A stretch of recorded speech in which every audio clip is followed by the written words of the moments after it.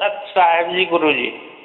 सत साहेब आपका प्रणाम स्वीकारे। आपको भी प्रणाम। बोलिए बोलिए। बस दया है आपकी गुरु जी। आप कैसे हो? बस बहुत आनंद में हूँ। आप कैसे हो? दया है आपकी, प्रवचन सुनता हूँ सर। बहुत अच्छे बहुत सांसद की अच्छे। प्राप्ति हो चुकी है 7 महीने पहले ही। अरे वाह, बहुत अच्छे बहुत अच्छे। हाँ। शुभ आशीर्वाद। 7 महीने के बाद दूसरी बार कॉल किया है मैंने गुरु जी आपको। अच्छा अच्छा, हाँ हाँ हाँ हाँ हाँ। बोलिए गुरु जी बोलिए। मैं ये जानना चाहता हूँ, वैदिक ये भागवत अध्याय 9 में ये हर चीज में जैसे सूर्य की तपती हुई और ये हर चीज में बताते हैं कृष्ण भगवान जी ये परमात्मा के स्वरूप में आया है।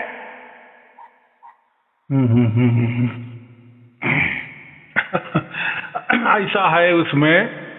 हाँ जी। देखो, जैसा विष्णु जी का आपने विष्णु पुराण सुना तो उसमें विष्णु जी ही सब कुछ है।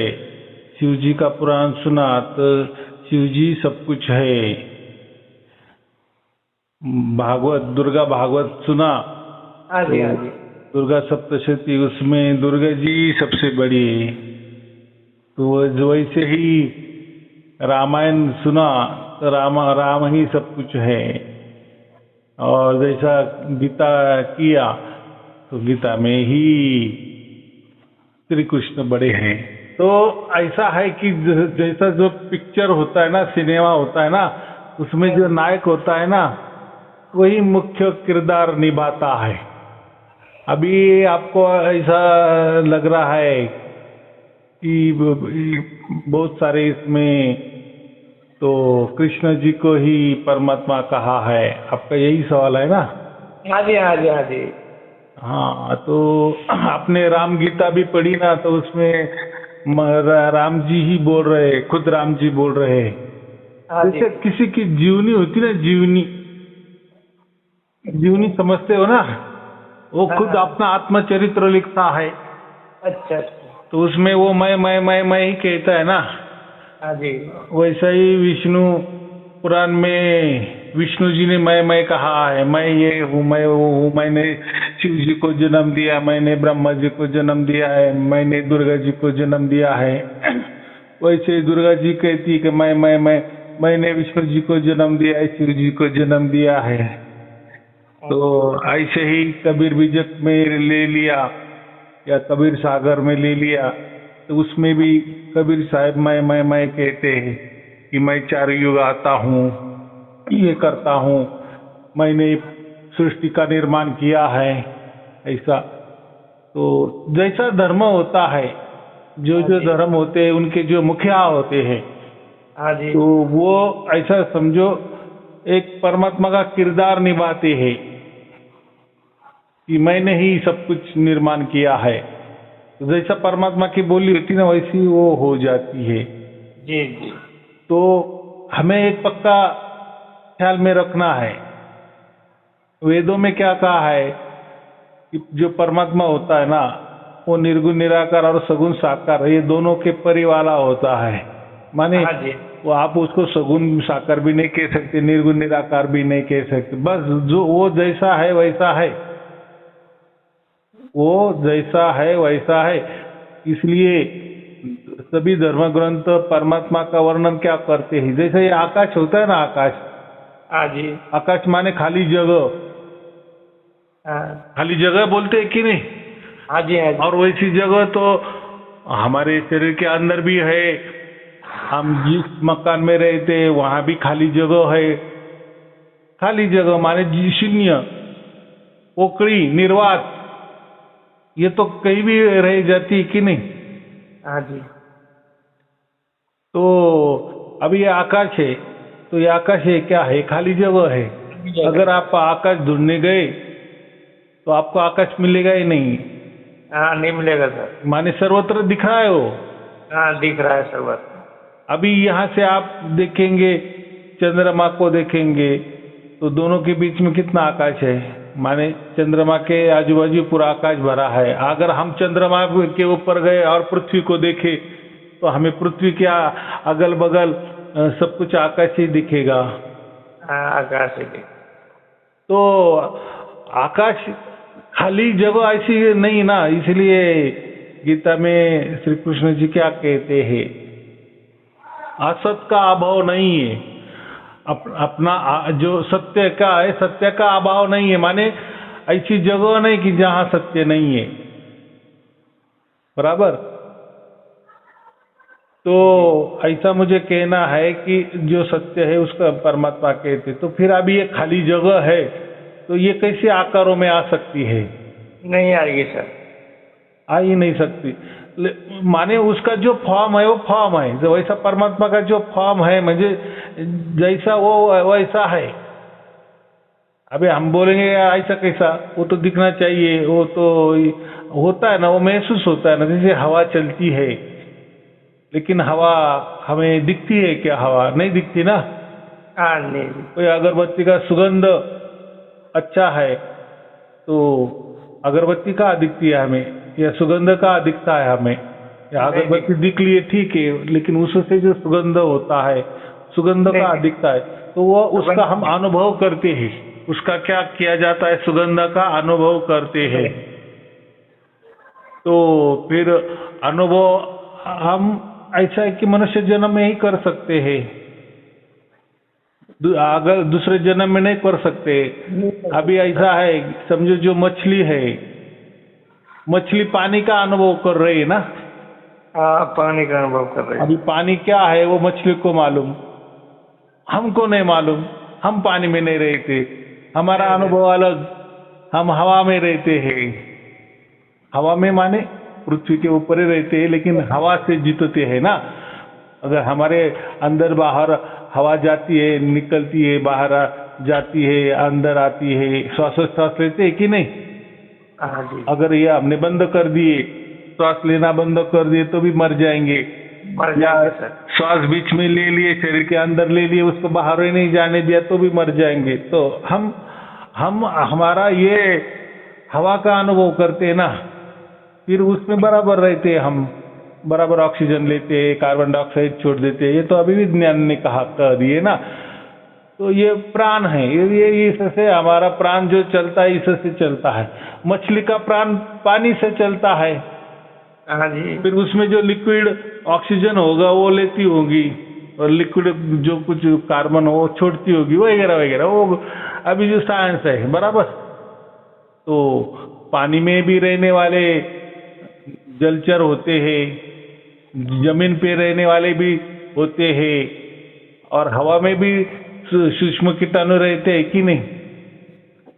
रहते हैं जी। तो हवा में भी है, लेकिन उनका फॉर्म अलग है। तो उनकी जैसी प्रकृति है, वैसे वो उनका चाल चलन है। बराबर। तो मैंने अभी कहा कि जैसी मछली पानी में रहती है तो वो उसको पानी का अनुभव आ सकता है, हमें नहीं आ सकता। नहीं आएगा सर।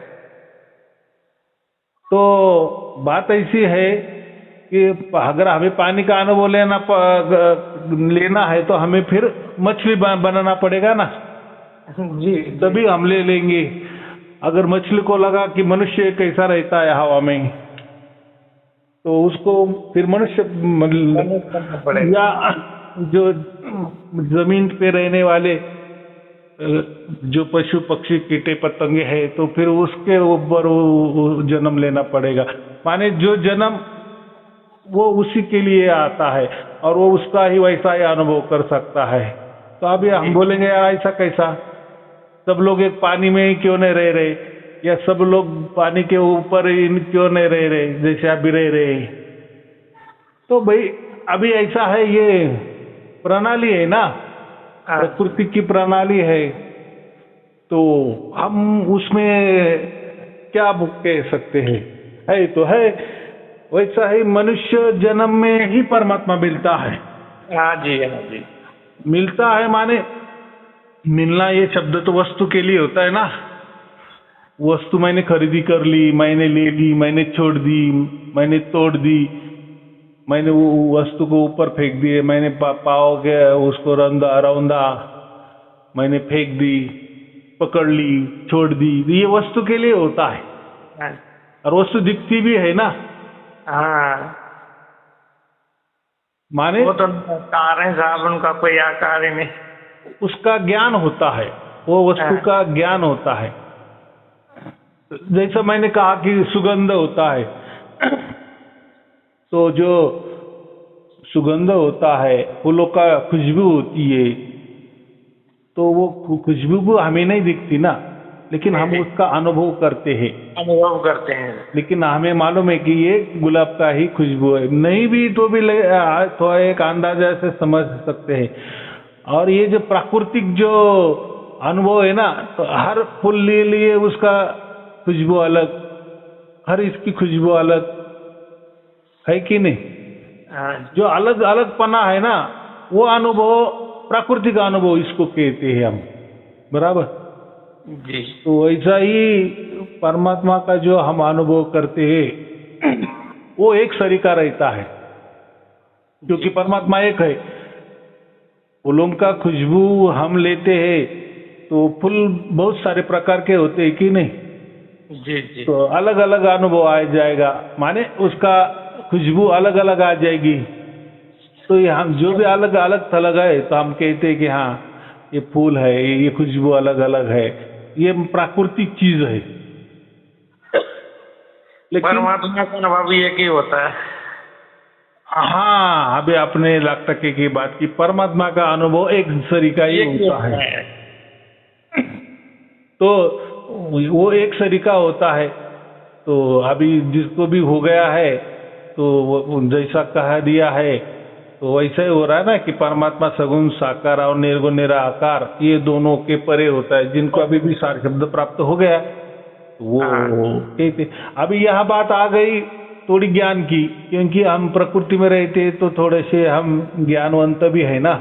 मनुष्य के लिए ज्ञान महत्वपूर्ण चीज है।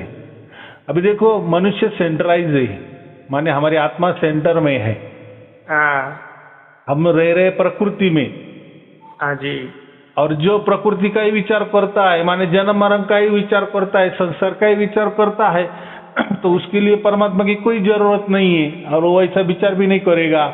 और क्यों करेगा?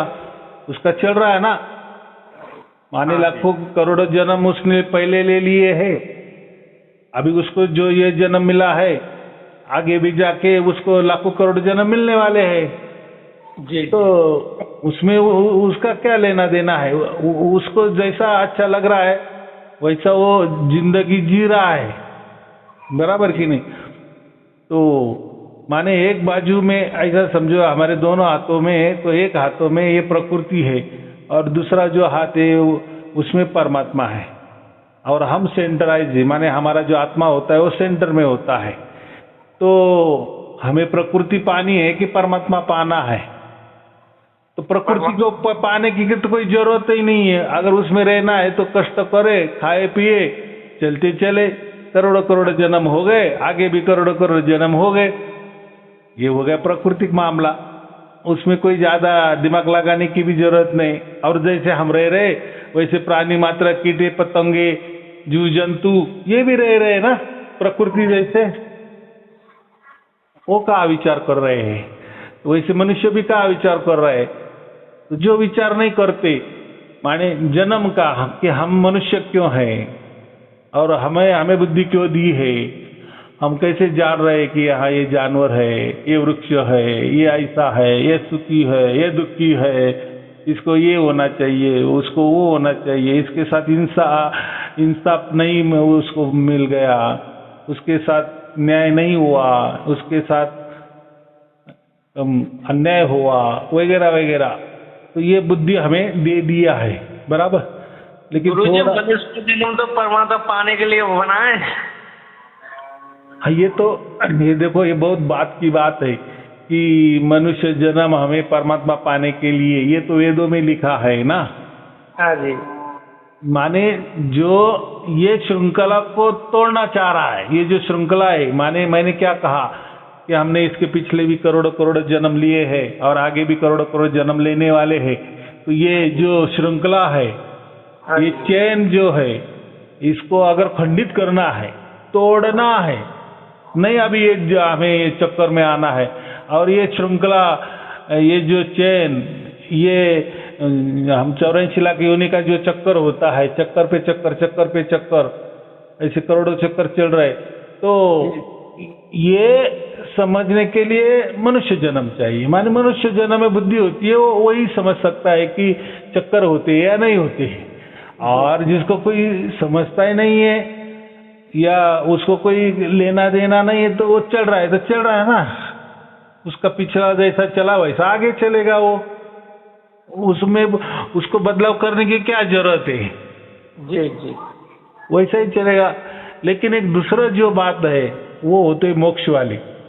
देखो, एक जगह है, ये 84 लाख के करोड़ों करोड़ों चक्कर चल रहे हैं, हमारे पीछे भी चल रहे हैं, आगे भी चलने वाले हैं। और एक दूसरी जगह है, ये करोड़ों करोड़ों जो चक्कर 84 लाख योनि वाले खत्म करने हैं, तो हमें मोक्ष चाहिए। मोक्ष का मतलब इसका अपोजिट, माने ये चक्कर ही वहां नहीं है, ये जन्म मरण का चक्कर ही नहीं है, कोई शरीर लेने के चक्कर ही नहीं है। जन्म नहीं हुआ तो शरीर कैसा मिलेगा? जन्म लिया तो कुछ न कुछ शरीर तो मिलने वाला ही है, अब मरेंगे तो जन्म होने वाला ही है, ये तो चक्कर है ना।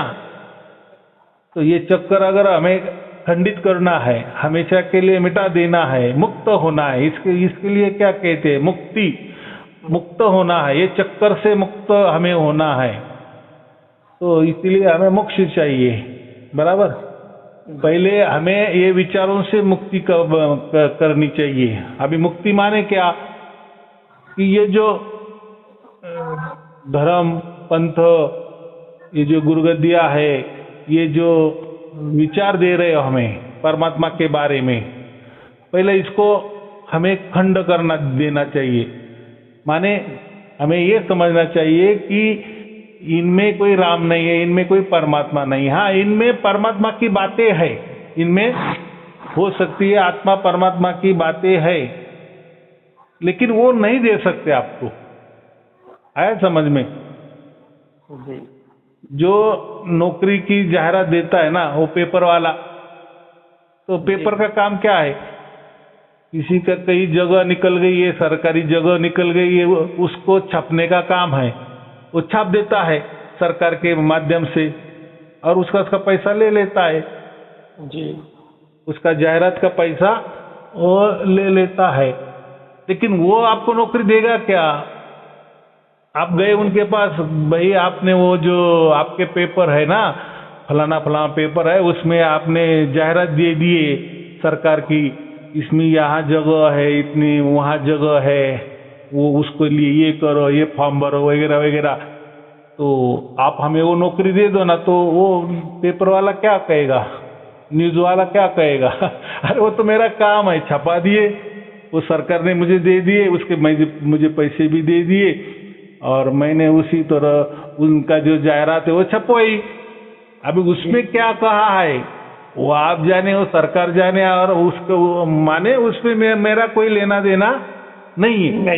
माने वो बात अलग है, नौकरी मिलनी नहीं मिलनी वो बात आपकी है, आप उसमें कामयाब है, उसमें आप क्या बोलते हैं, आपका उसमें चुनाव होता है नहीं होता है, उसके लिए आप लायक हो या नालायक हो, जो भी है, तो वो काम मेरा नहीं, बराबर।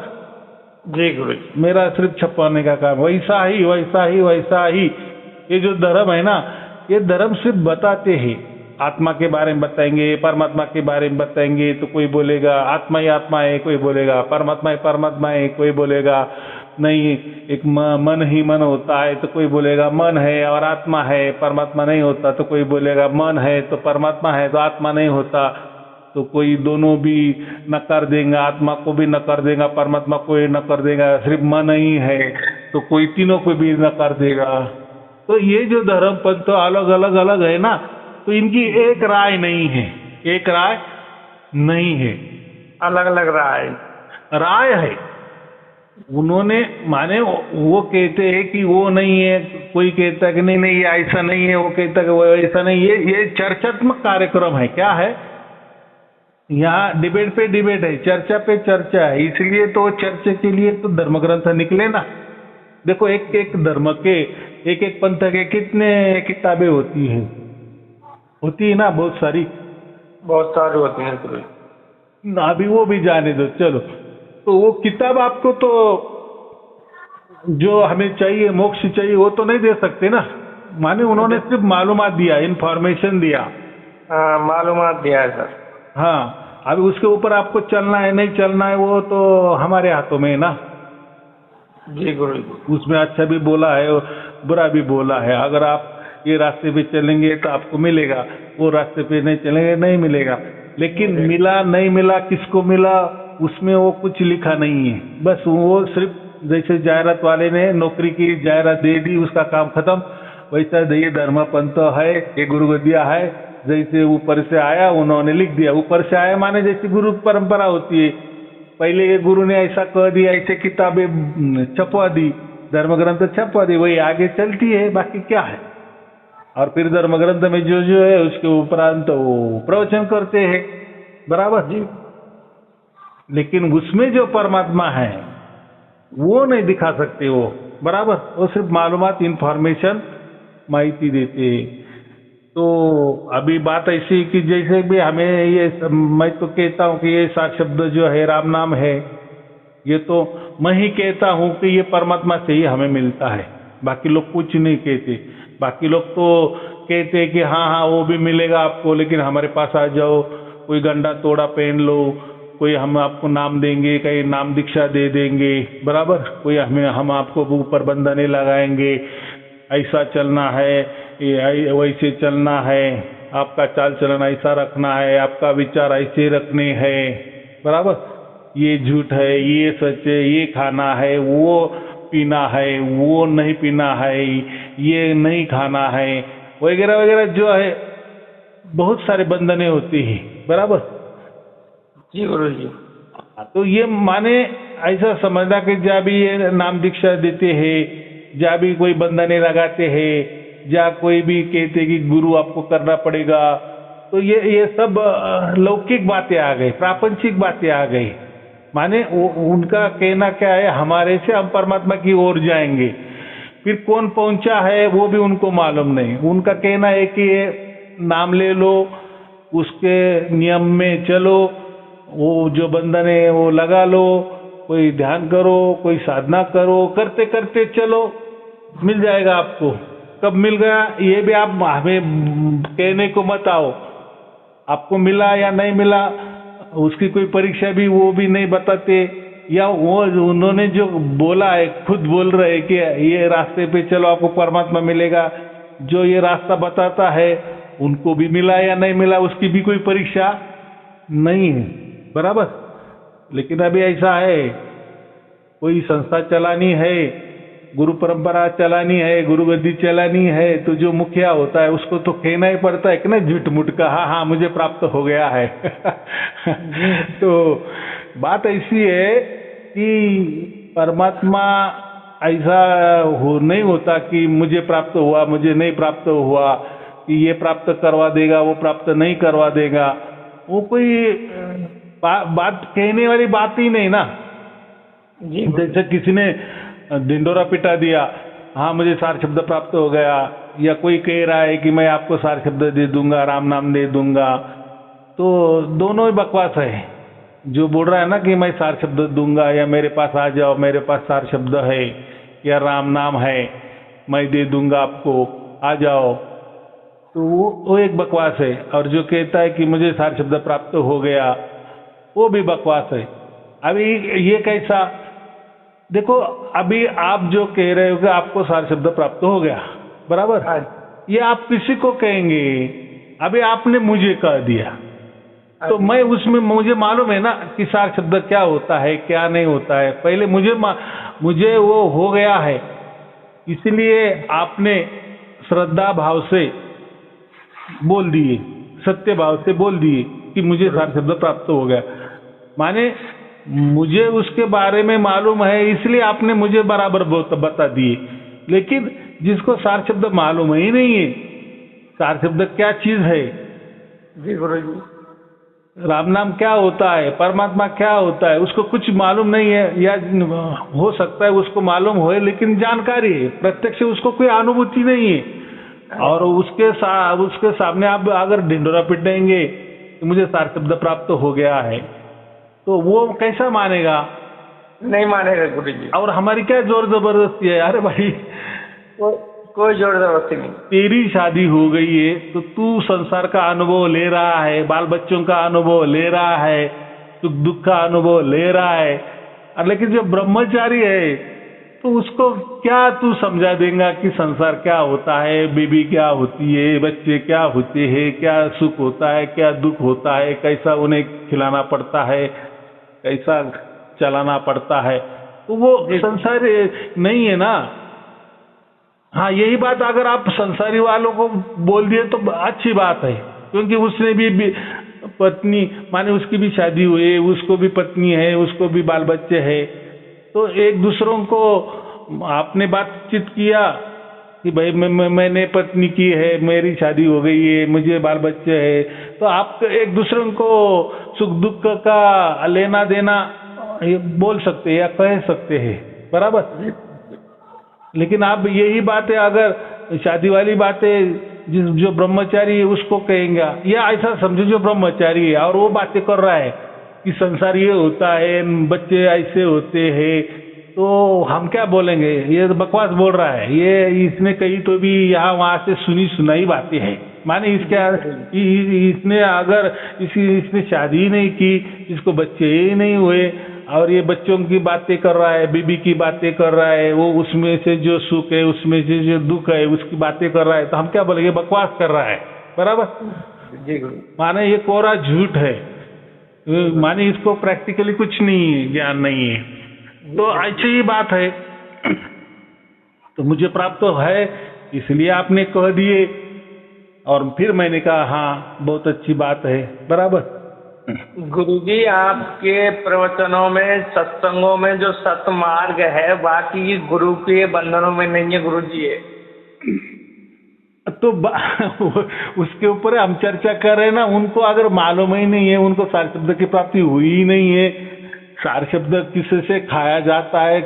रोटी से खाया जाता है कि पानी से खाया जाता है कि हवा से खाया जाता है, या तो उसको उनको मालूम, बेचारे क्या बोलेंगे?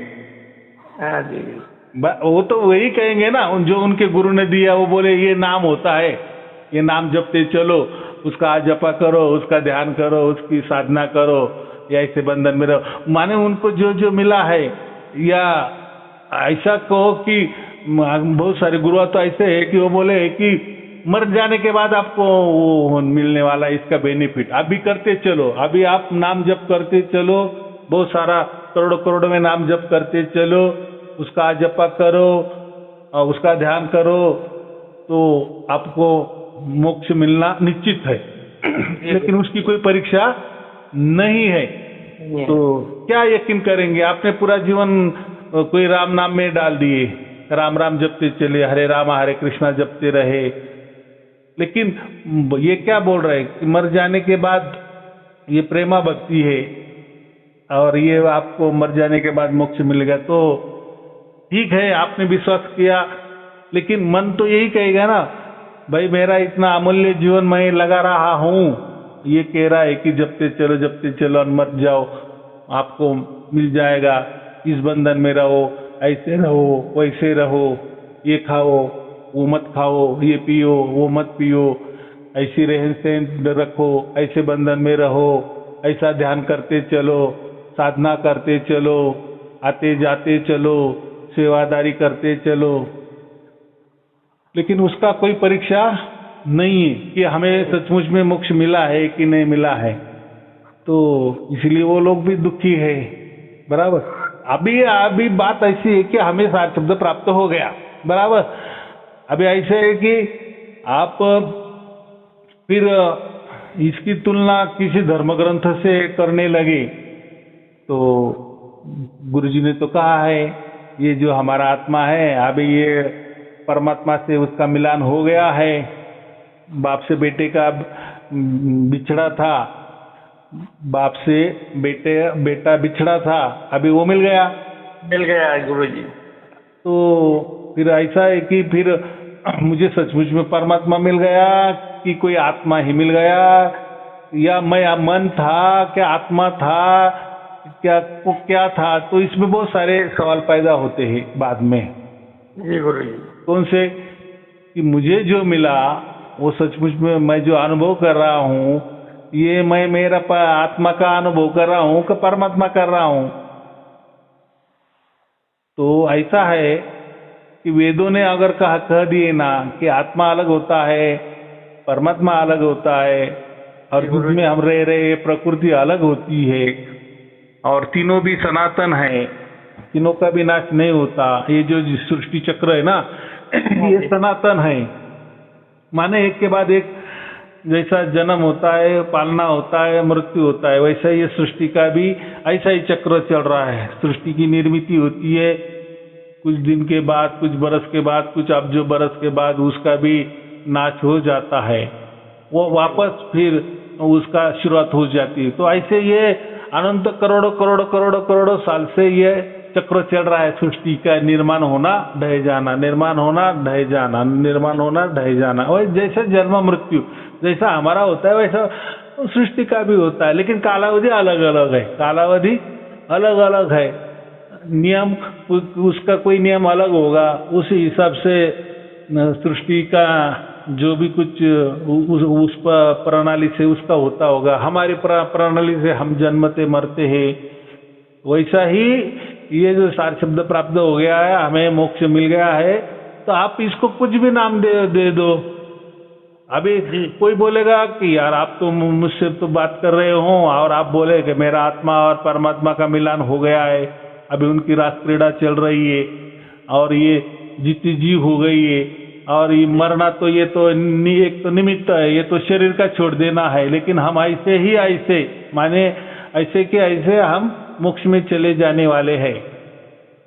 तो माने हम मरते के पहले ही, मरने से पहले ही हम परमात्मा हमें मिल गया है।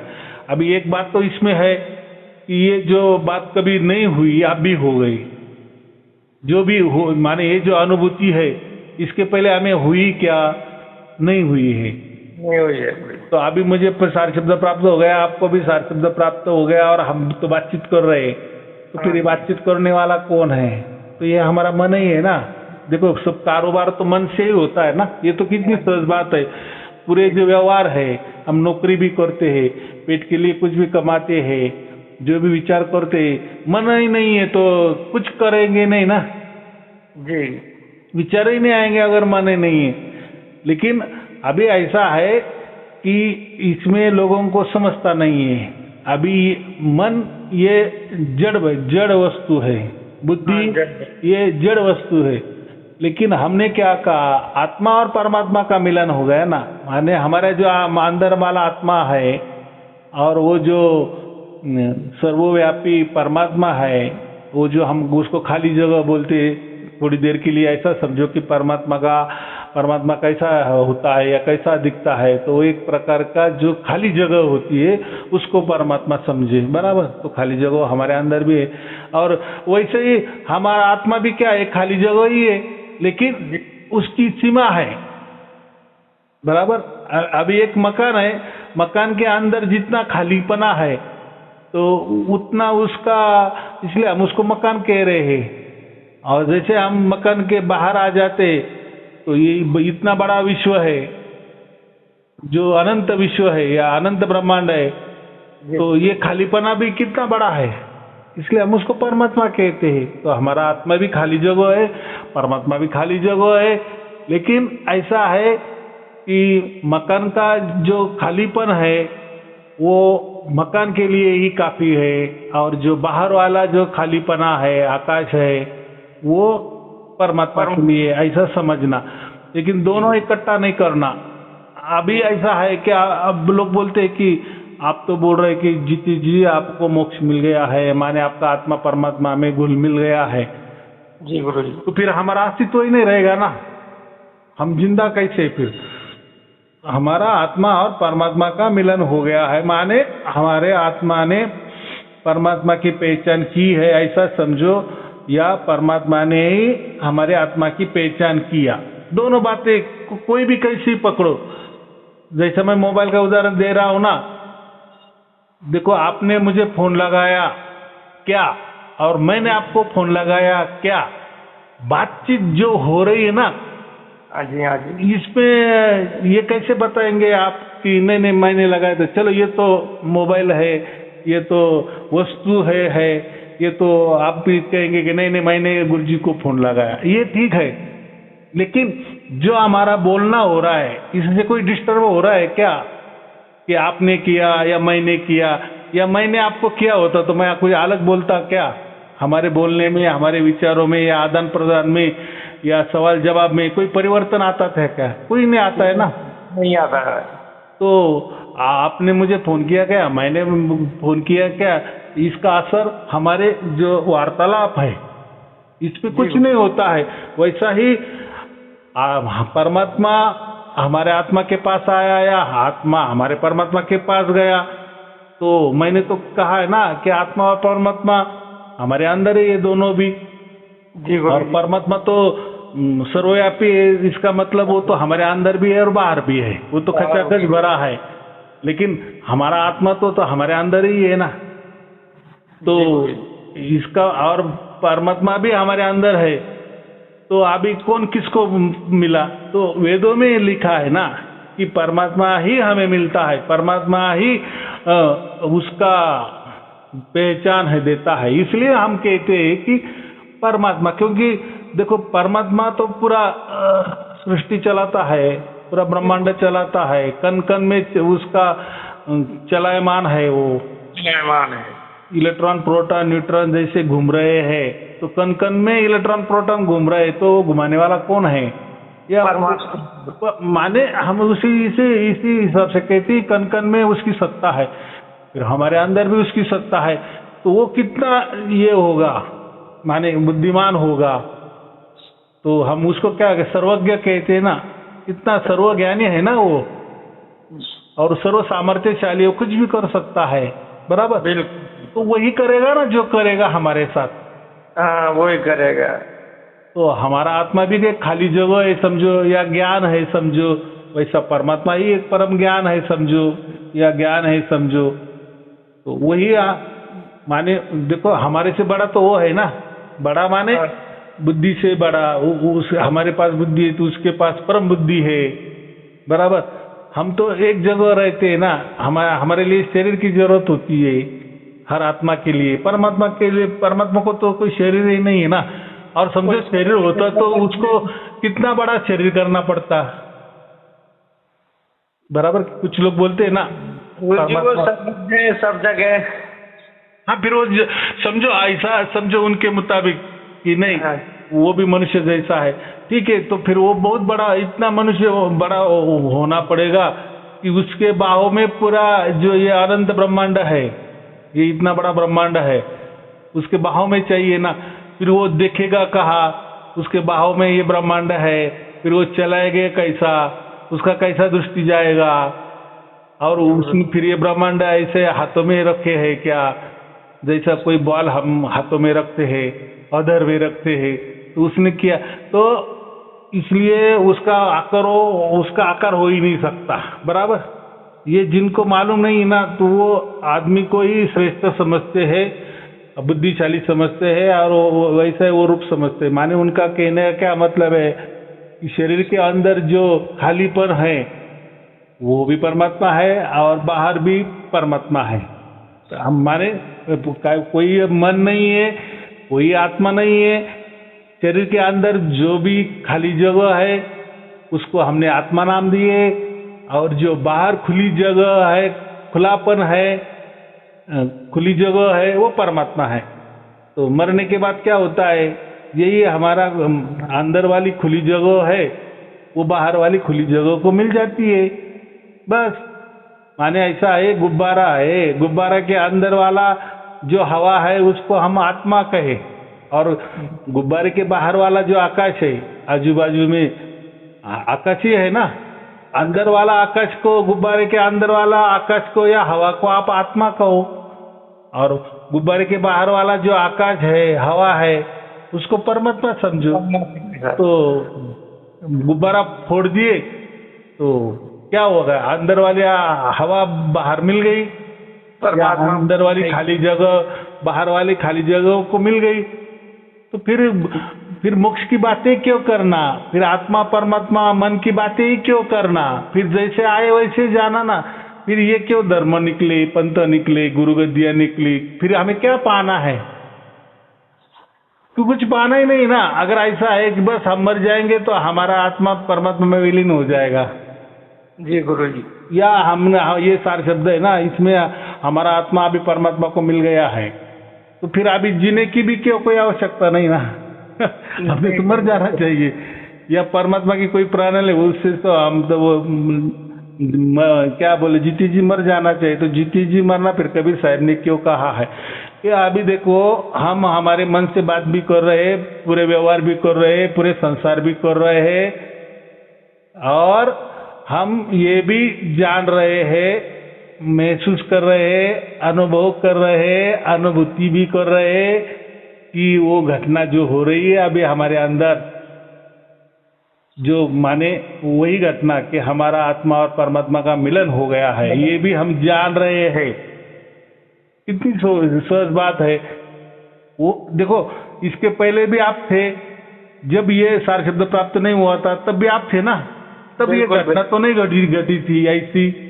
अभी कैसी घट गई, और घट गई तो वो तो घटती जा रही है, वो हम अनुभव ले ही जा रहे। तो इसलिए तो कुछ तो भी है ना, इसलिए तो परमात्मा आत्मा की बातें होती है ना। जी गुरु जी। आपको उसको कुछ भी नाम दे दो, आपको ऐसा समझो कि आपका मन और परमात्मा का मिलन हो गया, ऐसा समझो। हाँ, कुछ भी समझ लो। यहाँ महत्वपूर्ण क्या है, वो आप उसको आत्मा नाम दो, परमात्मा नाम दो, या आप उसको अलग नाम दे दो। कोई मुस्लिम वाला कहेगा वो अल्लाह को मिल गया, ऐसा वो बोलेगा ना। क्रिश्चियन वाला कहेगा वो गॉड को मिल गया, ऐसा कहेगा। नाम आप कुछ भी दो या मत दो, लेकिन वो जो अनुभव हम कर रहे हैं इसके पहले कभी नहीं हुआ है।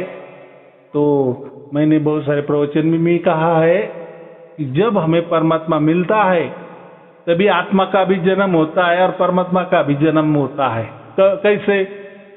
हमारा बच्चा है, बराबर, हमने उसकी शादी कर दी, बराबर, तो शादी करने के बाद उसको भी बच्चा हो गया।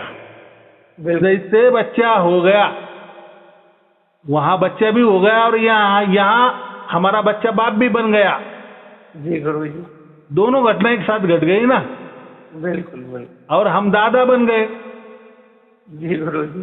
तो एक जन्म जैसा उसका हो गया तो तुरंत उसी क्षण वो जैसा ही बाहर आया, उसी सेकंड से हमारा बच्चा बाप बन गया और हम दादा बन गए। माने अभी लगाओ सब दिमाग, एक बच्चे का जन्म के बाद सब ये रिलेशन आ गए कि नहीं? जी गुरु जी। तो हम अगर कहेंगे, बच्चा कहेगा कि तुम बाप कब बन गए? अरे भाई तू पैदा हुआ और मेरा भी जन्म हो गया, तेरा जन्म हो गया और मेरा बाप का भी नाम का जन्म हो गया, माने अभी मैं तेरा बाप बन गया।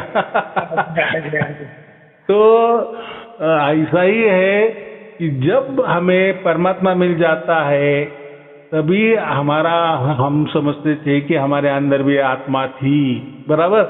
इसीलिए आत्मा थी, इसलिए तो हम अनुभव कर रहे हो परमात्मा का। अगर परमात्मा ही परमात्मा है, परमात्मा का फिर अनुभव, तो फिर परमात्मा अगर इससे पहले ही था, वो तो खचाखच भरा है, बाहर भी था, हमारे अंदर भी था, तो ये घटना फिर हमें बचपन से ही होनी चाहिए थी ना। जी जी। वैसा तो नहीं हुआ। अभी हमें समझ में आ गया, सार शब्द जब प्राप्त होता है तो तभी हम समझते हैं कि हाँ हमारे अंदर आत्मा होता है और कोई परमात्मा भी होता है। अभी उनका मिलन हो गया, अभी वो मिल गए, योग हो गया, इनका योग हो गया। ये क्या कहते हैं हम?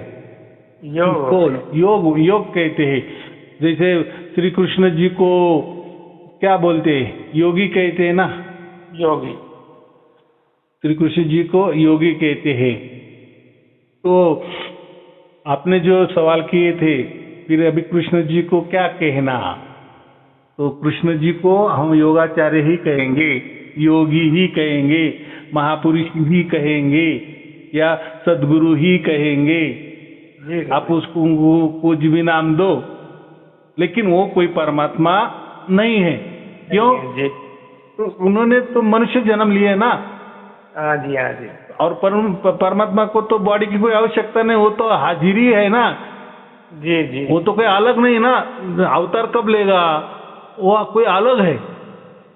अभी आपके मेहमान है, कोई गांव में रह रहे और वो अचानक आपके घर आ गए, तो कहना कि हाँ वो आ गए, उनका आवागमन हो गया, बराबर, वो अवतीर्ण हो गए, उन्होंने अवतार ले लिया। अवतार का मतलब अवतीर्ण होना। तो हाँ, तो वो कई थे भी थे आपके मेहमान, लेकिन आज आपके घर में आ गए, बराबर, इसलिए आपके लिए अवतीर्ण हो गए वो। तो परमात्मा जो कहते हैं ना कि परमात्मा अवतार लेता है, तो माने इसके पहले वो परमात्मा कहीं तो भी रहता है और अचानक हम अवतार ले लेता है, माने कृष्ण जी बन जाता है, राम जी बन जाता है। तो ये सरासर बकवास बात है, वेदों की तरफ से बकवास बात है। परमात्मा को आने जाने की कोई जरूरत ही नहीं भाई, वो तो सदा सर्वकाल है ही, सर्वज्ञ।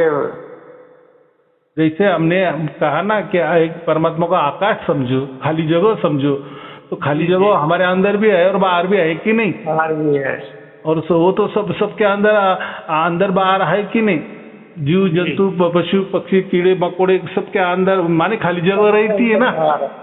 कोई ठोस तो नहीं रहता ना, कोई जीव जंतु भी कोई ठोस तो नहीं होता ना, नहीं तो वो कैसा खाएगा, कैसा पचाएगा? उसमें कुछ तो भी हलचल, तो नस नाड़ी चलने के लिए कोई हवा तो चाहिए कि नहीं, कोई खाली जगह तो चाहिए कि नहीं तो हम तो एक पुतला हो गए। तो हमारे अंदर अगर कोई खाली जगह ही नहीं है तो ठोस थोड़ी है क्या? फिर ये चलन वलन कैसा हो रहा है, रक्त प्रवाह का संचार कैसा हो रहा है, कैसे हम बोल रहे हैं, कैसे हमारे अंदर आवाज हवा जा रहा है या बाहर आ रही है? तो कोई खालीपना है ना। मैंने हम कोई ठोस नहीं है, हम जैसे लकड़ी की मूर्ति बनाई तो ठोस होती है, ठोस नहीं है, खाली, बराबर कि नहीं? तो फिर परमात्मा अगर कहीं एक जगह बैठा है और फिर उसने अवतार ले लिए, तो माने वो हमारे बीच में नहीं था, हमारे अंदर नहीं था, या वो कुछ भी काम नहीं कर रहा था। अगर परमात्मा कण कण में काम कर रहा है, कण कण में इलेक्ट्रॉन, प्रोटॉन, न्यूट्रॉन सब चल रहे, घूम रहे, तो उसकी शक्ति से चल रहे हैं ना। उसकी शक्ति से, क्या हमारे शक्ति से चल रही? उसकी शक्ति से चल रही है, परमात्मा की शक्ति चल रही है। माने वो पहले से मौजूद है ना। हमारे अब ये शरीर बन गया है, ये तो ये भी इलेक्ट्रॉन, न्यूट्रॉन, प्रोटॉन से ही बना है ना, इसमें के अंदर भी हलचल चल रही है ना। इसको तो हम प्रकृति कहते हैं। इलेक्ट्रॉन, प्रोटॉन, न्यूट्रॉन क्या है? ये जड़ है ना, ये तो प्रकृति है। तो ये प्रकृति तो सब में है, लेकिन हमारे अंदर जो एक ये जो प्रकृति चलाने के लिए या शरीर चलाने के लिए जो आत्मा है, वो तो पहले से ही था, माने बचपन से ही था। उसके ही शक्ति से हमारा पूरा शरीर चल रहा है ना, इसी शक्ति से हम बोलते थे। अगर हमारे अंदर आत्मा ही नहीं है तो फिर हम बोलेंगे कैसा? हमारा मन कैसा काम करेगा, हमारा बुद्धि कैसा काम करेगा? तो माने आत्मा तो था ना तब, और परमात्मा भी था, लेकिन परमात्मा अब भी हमें समझ में आ गया। जब सार शब्द की प्राप्ति हो गई, तब हमें परमात्मा की पहचान हमारे आत्मा को हो गई, या खुद परमात्मा ने ही अपनी पहचान आत्मा को दे दी, बराबर। दोनों बात एक ही है। ये घटना अब भी हो गई, और ये इसी घटना के लिए, ये घटना होने के लिए, ये योग होने के लिए ही हमारा मनुष्य जन्म हो गया है। ये कोई साधारण घटना नहीं है, साधारण घटना नहीं है। नहीं तो कोई बोलेगा अरे आपके अंदर तो आत्मा भी है, बोले आपके अंदर परमात्मा भी था, तो योग तो पहले से ही था। हाँ, योग पहले से ही था, लेकिन उसका अनुभव कहाँ होता था? हमें नहीं होता सर। भाई मेरे बैंक में मेरा खाता है, बराबर है, लेकिन उस टाइम 5,000 रुपए थे, आज मेरे खाते में 5 करोड़ रुपए आ गए, कैसी तो भी आ गए ना। जी गुरु, इसलिए मैं कह रहा हूँ ना कि 5 करोड़ मेरे खाते में आ गए, तो खाता था, खाता होना, बैंक का खाता होना, अकाउंट होना, उसका मतलब करोड़ों रुपए उसमें है, ऐसा होता है क्या? वो तो जीरो बैलेंस में भी होता है। बिल्कुल बिल्कुल। हाँ, तो वैसे ही हमारा अंदर जो खाता है, आत्मा के पास कोई परमात्मा नहीं आया था, माने था वो परमात्मा आजू बाजू ही था, उसको तो पास में ही थे हम, ऐसे समझो कि उसमें डूबे हुए ही थे हम, लेकिन पहचान नहीं थी। हाँ, एक तो परमात्मा ने उसकी पहचान देनी चाहिए थी, हाँ जी, या हमारे आत्मा ने वो पहचान करनी थी। तो ये जो लोग, बाकी लोग जो हमसे परमात्मा की पहचान करने निकल रहे ना, तो वो ऐसे समझो वो उनकी राह में करते होंगे, या उन्होंने किए नहीं किए वो उनको मालूम, लेकिन हम ये रास्ते से गए ना, तो माने ये रास्ते से माने हमने उसके लिए कुछ किया नहीं, कोई मंत्र तंत्र नहीं किया, कोई गुरु धारण नहीं किया, कोई कंठी माला भी पहनी नहीं, कुछ भी किया नहीं। जो भी हुआ हमने हमारा भाग्य दाव पे लगा दिए, हमारा नसीब दाव पे लगा दिए कि भाई परमात्मा ये मैं ऐसा हूँ, अगर तू चाहे तो हमें प्राप्त हो जा, नहीं तो हमारा ऐसा ही गया, ऐसे आया और ऐसे आगे जाएंगे।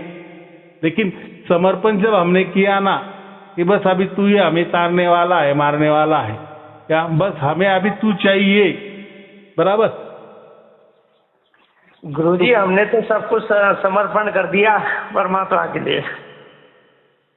परमात्मा का तो यही समर्पण परमात्मा को समझ में आता है ना कि भाई इतनी अच्छी प्रकृति है, सब कुछ अच्छा अच्छा है, ये छोड़ के मेरे पास आना चाह रहा है, तो उसका मतलब कुछ खोट है ना, कुछ क्या बोले, दाल में काला है ना जी।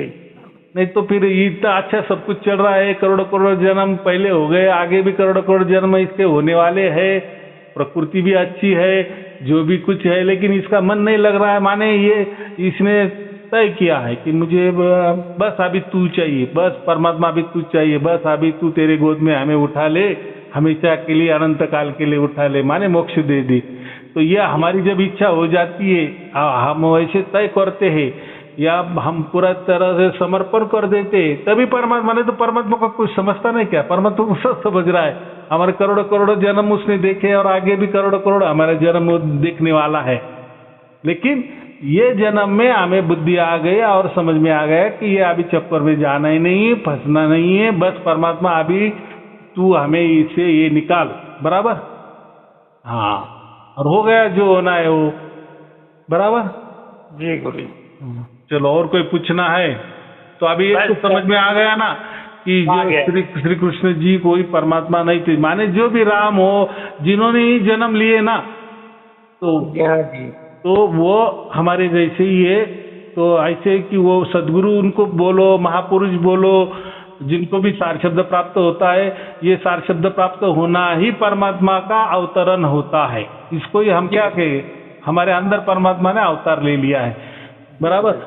अभी अवतार ले लिया है तो परमात्मा अभी हमारे जैसे श्री कृष्ण ने अर्जुन को उसका प्रकट रूप दिखाया और उसका जो भी है वो सब उसको समझाया ना कि तू अभी ये कर, वो कर, अभी तू एक काम कर, सब तेरा मन भी नहीं ना, सब मेरे पे अर्पण कर दे, अभी मैं देखता कैसा तू युद्ध करता है, मेरा भी नाम ले और युद्ध भी कर, तो तू युद्ध में जीतेगा ही जीतेगा। वैसा है अभी सार शब्द के माध्यम से परमात्मा ने हमारे अंदर अवतार हो गया है उसका, बराबर। तो अभी जो अवतार हो गया है परमात्मा, तो अभी हमें वो मोक्ष देने वाला ही देने वाला है, नहीं तो हमारे अंदर वो अवतार लेने की कोई उसको जरूरत नहीं, माने वो सार शब्द प्रकट होने की कोई जरूरत न, कोई आवश्यकता नहीं थी ना, लेकिन हो गया, माने उसकी अनुभूति हो गई, माने ही उसको ही हम कहते कि अवतार हो गया परमात्मा का हमारे अंदर, बराबर। तो यही महत्वपूर्ण है, इससे सिद्ध होता है कि हम अभी मोक्ष के लायक बन चुके हैं, परमात्मा ने हमारा चुनाव किया है और जीते जी हमें मोक्ष का सर्टिफिकेट उसने दे दिया है, बराबर। चलो ठीक है, आपको और आपके परिवार के लिए शुभ आशीर्वाद, मंगल आशीर्वाद। सत साहेब जी, सत साहेब जी, सत साहेब जी।